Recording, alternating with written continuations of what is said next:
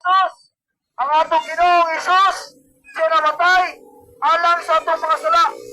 Mga igala, ang among giwalik kaninyo, ingon pa sa Biblia, Unang Korinto, Kapitulo 15, versikulo 1, ang 4, nagpong kini, ang mga balita, na among ipaabot kaninyo, among giwalik kaninyo, kaniit, si Kristo Jesus, ang atong Ginoong Isus, si Kristo Jesus, siya namatay alang sa atong mga sala.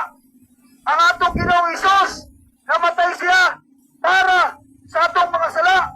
Huwag siya ginupog, huwag nabanaw. Mao kini ang maayong balita, igala. Mao kini ang Ebanghelyo, maayong balita. Kaya nautan nga balita, ang di maayong nga balita, na kitang tanan, makasasala. Kitang tanan, makasasala. Mga igala, nagwalik kami nga ninyo sa mayong balita. Kaniin, mao kini ang maghatag kanatong kaluwasan. Mao kini ang maghatag kanimong kaluwasan, igala. Na si Kristo Jesus